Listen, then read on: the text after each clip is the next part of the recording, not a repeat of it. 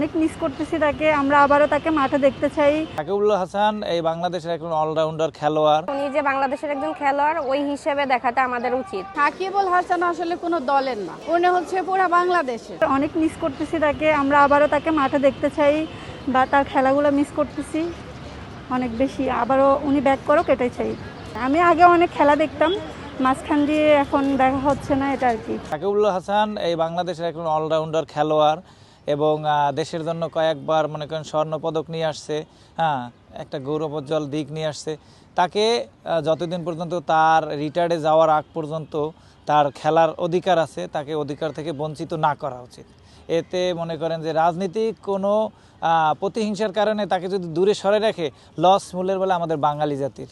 আওয়ামী লীগ করছে, আওয়ামী লীগের একজন এমপি ছিল, সেজন্য তার যে মনে করেন সাজা বা সে যদি অন্যায় করে থাকে সেটা বাংলাদেশ সরকার করুক, কিন্তু খেলার ব্যাপারে তাকে 0% টলারেন্সে রেখে তাকে বাংলাদেশের জন্য একটা গৌরবোজ্জ্বল দিক বয়ে আনার জন্য এটা বাংলাদেশ সরকারের করা উচিত। এবং আমরা যারা বাঙালি আছি, যারা খেলাপ্রেমী আছি, ক্রিকেট প্রেমী আছি, সবাই চাবো যে সে আসুক, খেলুক। রাজনীতি বা কোনো বিষয় নিয়ে ইস্যু না করে উনি যে বাংলাদেশের একজন খেলোয়াড় ওই হিসেবে দেখাটা আমাদের উচিত।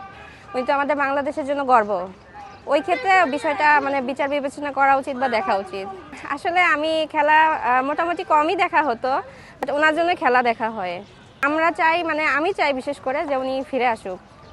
খুব ভালো লাগে আমার কাছে, বিশেষ করে আমি ওনার একজন বিগ ফ্যান। ঠিক আছে, সাকিবুল হাসান আসলে কোনো দলের না, উনি হচ্ছে পুরো বাংলাদেশের, তাই না?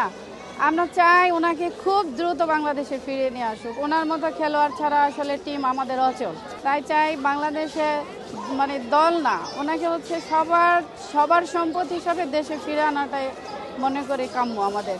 সাকিবুল হাসান খেলাতে না, এটা হচ্ছে আসলে খেলাটা যে কি মিস করি ওনাকে। তাই আমরা সবার পক্ষ থেকে চাই, সরকারের কাছেও আমাদের আকুল আবেদন যে দল না, ওনাকে হচ্ছে বাংলাদেশের একটা সম্পদ হিসাবে আমাদের নিয়ে ফিরে আনা উচিত। আমার মতামত যে একটাই বললাম, রাজনীতি করতে গেলে মানুষের নামে অনেক কলঙ্ক রটায়, তাই না? তো সেই কলঙ্কে মুছে আমি তো বারবারই বললাম যে আমাদের দেশের গুরুত্বপূর্ণ সম্পদ হিসাবে ওনাকে ফিরে আনা হোক।